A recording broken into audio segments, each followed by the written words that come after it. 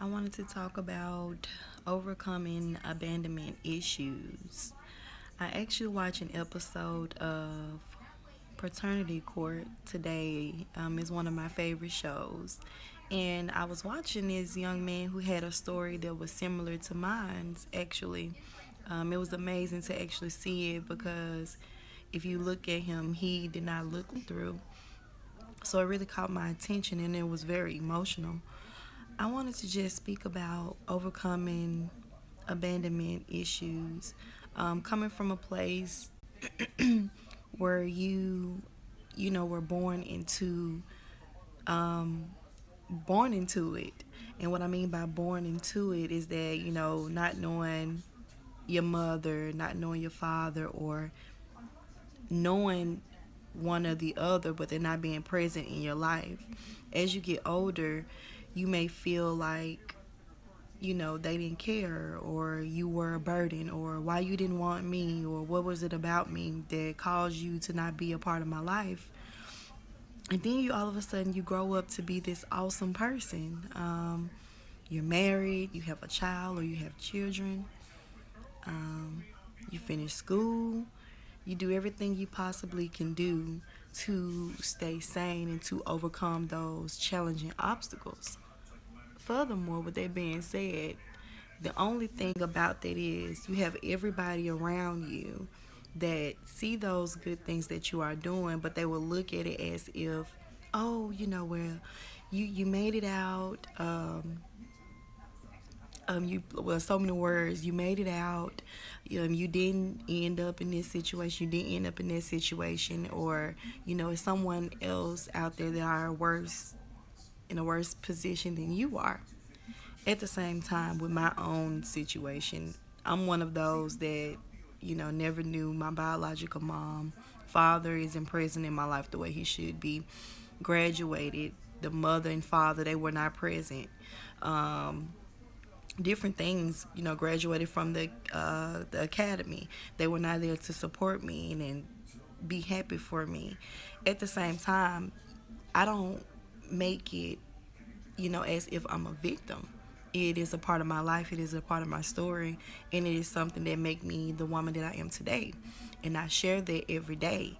But overcoming those issues is very hard because as you get older, as I see my daughter grow, it makes me more and more emotional because looking at her, I can't imagine just leaving my baby girl and moving on in the world as if I have no one here that I have birthed, Um, it's difficult in my 20s. It is something that I still face today at the age of 27. And even in my 20s, I feel like it is something that has been up and down because after I got married and everything, it's like I was balancing my entire life out. And everything was hitting to me at once. And right now, what I'm doing, I'm taking the initiative to actually find my biological mom.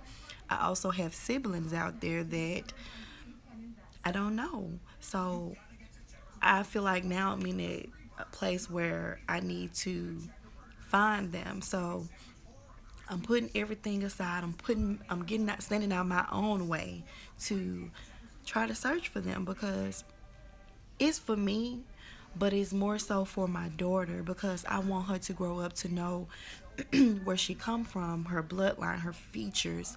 Like that's important. And when you hear people try to dismiss that is my life or that is your life, it's hard, and then you get into that mode of isolation. You will isolate yourself from people. People that seem to not understand, you begin to shut down. You don't talk about it as much as you used to because if a person hasn't been in a situation, they would not know what you are going through, or you will become a person that may be negative, sensitive to everything. But you know, it's an everyday process. It is not easy. Um, what, baby?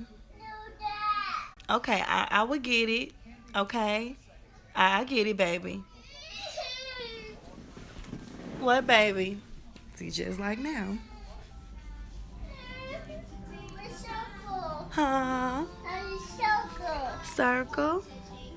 What? Circle. Okay, there you go. Anywho, just like that, being a mom. But as I was stating, it's not easy. And facing abandonment issues, you need people there with you along the way. You need family that care about you. You need friends that are understanding, that are not going to leave you out in the wind. On those days that it seems like you're crazy, they're sitting there, they're understanding. Because coming from that abandonment part, coming from rejection or feeling that you were rejected, it caused you to be indifferent. And yes, baby, I'll help you. I'll help you. Hold on, okay? I'll help you. I don't know what you're trying to do, but it caused you to be different, and different in a way, not that you can't, you can't function in society, but you have your days. And my thing is, when I make these videos, I make them because I want to reach people, to let them know that, I'm a normal person too. Like I have a husband, I have a career job, I have a child, I have a family. At the same time, I'm just like you. Shh. Okay, baby. I have those things that I deal with too. And the things we go through, again, is not for it's not for us, it's for other people that are around us, to help them. And I think that's when I feel like I'm not doing my job, is when I try to hold back on those things that I have been through and not share them with people. If it can help you, if it can save your life, you're not alone. So abandonment and overcoming it is a challenge, but just know that you are not alone. You got to continue to pray. Like I said previously, continue to keep people around you that care about you, because you're not alone. It's a process, and do what you have to do to get your peace. Some people won't take their role of seeking help, seeking counseling, and things like that. Even if you have to go to your pastor, anybody that you feel comfortable with, go to them, speak about it, because it's not easy. And I'm a walking testimony, so I just wanted to share that with you. I talked about a million things as usual, but I hope that this message can reach somebody and can be helpful to